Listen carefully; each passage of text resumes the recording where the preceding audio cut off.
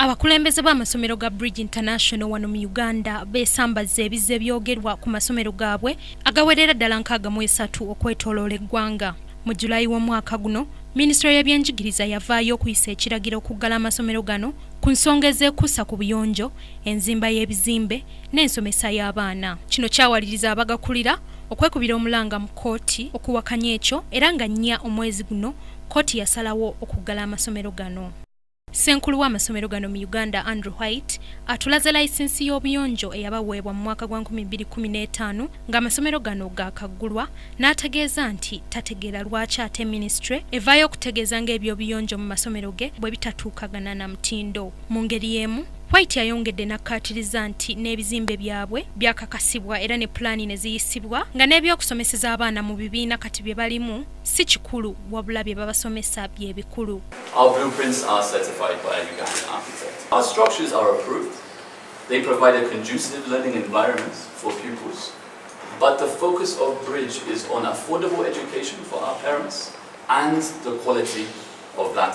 White agasseeko nti omutindo gw'abasomesa bakozesa mulungi ddala nga n'ebyo byonna ebigogerwako nti gasomesa ebisiyaga babasibako matugambuzi kubaliisango. Wano anokoddeyo ekitongole omwegattira abasomesa mu ggwanga ekya Uganda National Teachers Union kiyite UNATU okuba nti kyandiba kyekiri mu lukwe lw'okubalemesa. I look at people like UNATU, people that are funded and supported by Education International.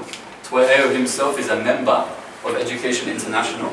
I would strongly recommend you do your own research into that organization and query why is a foreign organization funding people in Uganda to attack a company that is trying to provide high quality affordable education to people that cannot otherwise. Wabula ye munnamateeka w'amasomero ga Bridge mu Uganda Godwin Matiko ategeezezza nga bwe baatuttedde ensonga eno mu kkooti ejulirwamu era n'ebawa ekiwandiiko okusigala nga basomesa okutuuka ng'ennaku z'omwezi 8 omwezi ogujja olusoma we lunaakomekkerezebwa.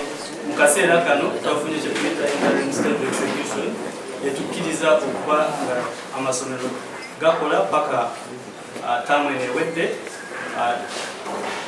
ebiro 8 ebyokumira taamu eno bwe tugenda okulira ddala gye tuyita main case of state of execution. Abazadde bo bagamba nti amasomero gano gakola kyamaanyi okubangula abaana baabwe era nti tebajja kubajja mu masomero gano. Ennaku ezo baleeta omwana mu preference interview ewaffe e Kawanda ng'afudde mu ssomero lya private bamuwa English paper yafuna 2% nga tewange yagifunamu 97 kati zesobola okutwala omwana eyo era nina kumuleka ku bulizzi ate nenkuyega baleete abaana mu bulizzi. Tosala akwata mwana muto n'omuyigiriza ekintu n'atagenda akana atakyogera olaba omwana omuto ne waba omukubye luyi wano era olutuuka wakaagambirawo mami teacher yangu mami teacher yangu kati atakumu exposing ku kintu ekinene bwe kitolo kimukola oyo mwana n'asirika. Okuva kkooti lwe yawa ensalawo yaayo okuggala amasomero gano abazadde wamu n'abaana bazze beekalakaasa okuwakanya ekyo naye nga tebawulirwa. Ku lwa Kingdom TV, Madrid Nabukeera amalindirire. This is Kingdom TV.